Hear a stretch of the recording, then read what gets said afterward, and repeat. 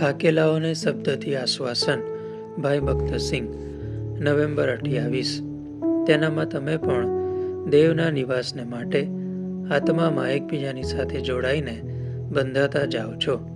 FAC 2:22.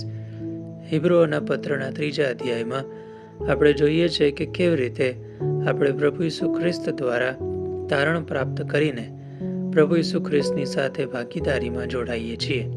ન કેવળ આપણા પાપ માફ થાય છે અને આપણને સ્વર્ગમાં જગ્યા મળે છે, પણ આપણે દરેક બાબતમાં તેમના આત્મિક ભાગીદાર બનીએ છીએ.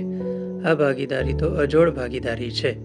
બાઇબલમાં આપણને દેવના સહકર્મીઓ અને ભાગીદાર કહેવામાં આવ્યા છે. 1 કોરિન્થી 3:9, 2 કોરિન્થી 6:1.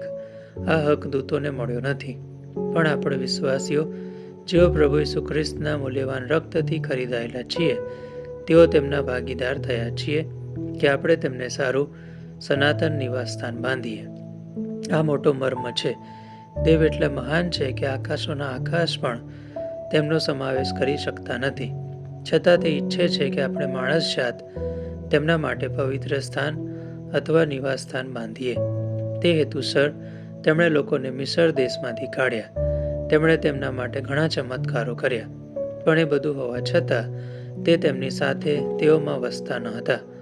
તે સર્વશક્તિમાન દેવ છે. તે કહે છે, તેઓ મારે સારું પવિત્ર સ્થાન બનાવે કે હું તેઓ મધ્યે રહું. નિર્ગમન 25:8. પવિત્ર આત્માએ દેવના ઘરને જુદા જુદા નામ આપ્યા છે, જેમ કે પવિત્ર સ્થાન, દેવનું નિવાસ સ્થાન, દેવનું મંદિર અને આત્મિક ઘર. મર્મ તો એ છે કે આવા સનાતન નિવાસ સ્થાન માટે દેવને તમારી અને મારી જરૂર છે. આપણે ગમે તેવા નિર્બળ અને મૂર્ખ હોઈએ, દેવને એવા ઘર માટે આપણી જરૂર છે. જ્યારે કોઈ ધનવાન માણસ પોતાનું ઘર બાંધે ત્યારે તે ખૂબ જ કિંમતી સામગ્રી વાપરે છે. જ્યારે રાજા મહેલ બાંધે છે ત્યારે તે દુનિયાના જુદા જુદા ભાગોમાંથી ભેગી કરેલી શ્રેષ્ઠ સામગ્રી વાપરે છે. પણ પ્રભુ ઈસુ ખ્રિસ્ત એક મેલું ચિતરું, એક અશુદ્ધ વસ્તુ, એક સુકાયેલું પાંદડું દેવનું ઘર બાંધવા માટે વાપરે છે.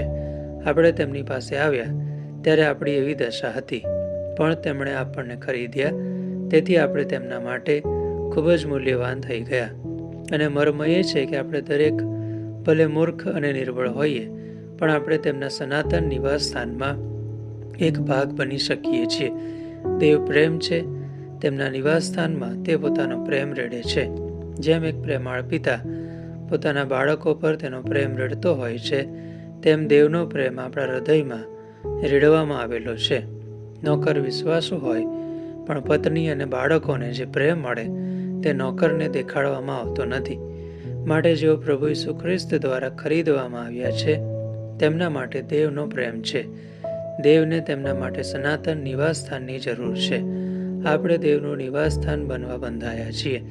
તેની પાસે આવીને તમે પણ જીવંત પથ્થરોના જેવા આત્મિક ઘરમાં ચણાયા છો.